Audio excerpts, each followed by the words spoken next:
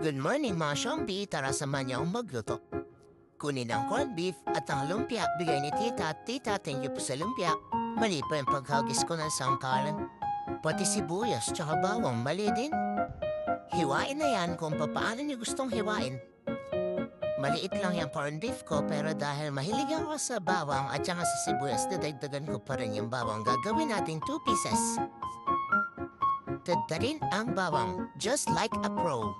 Kung paano hiwa, pwede na yan. Ako lang ang kakain. Inopen ko pa yung ilaw, dilim eh. Ituloy ang paghiwa, liit-liitan lang ang hiwa. Ganon din sa isa pang pieces. Isa pang piece. Bali na kayo. Sa isang piraso ng bawang, hiwain din katulad ng paghiwa sa kabila. Kala mo talaga ang galing-galing kong maghiwa.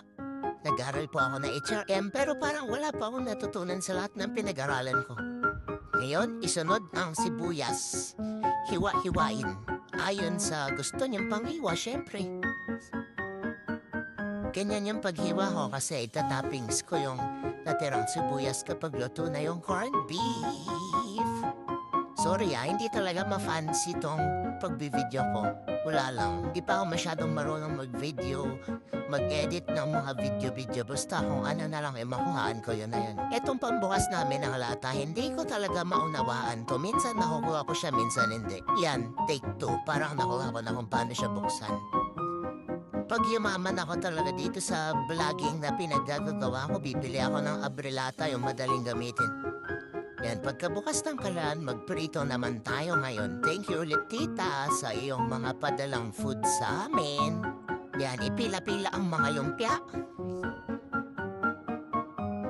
Tingnan mo naman yan, parang napaka-perfect ng pagluluto ko. Habang iniintay, tignan muna natin yung weather sa labas. At ayan na nga, pwede nang baligtarin, baka masulog ko na naman. Konti na lang yan, maluluto na yan.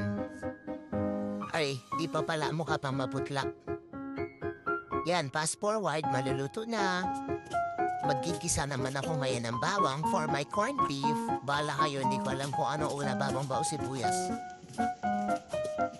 Yan, igisa-gisa lang, halu-haluin. Kunyari, napakagaling magluto. Ilagay ang corned beef at halu-haluin din, syempre. Kita niyo yung kamay ko, may shield na tinakpan ko na kasi natatalamsikam na ako ng mga mantika. Tapos lagyan ng mga pampalasa, paminta, asin at mahika. Naglalagay din ba kayo ng mahika sa mga niluluto nyo? Sa mga oras na yan, naiinis na ako kasi nakalimutan ko yung patatas. Hindi ko na mag-cut, hindi ako marunong. Yan, ihabol natin ang patatas. Iprito-prito. At ilagay ang mahiwagang corned beef na may mahika. Tapos halu-haluin para lumambot yung patatas. Hindi ko alam kung lalambot to. Tignan mo naman, mukhang masarap. Sa awa ni Lord, ayaan lumambot naman yung patatas, nilagay na rin natin yung sibuyas na tira at eto na ang lumpia na may kagat.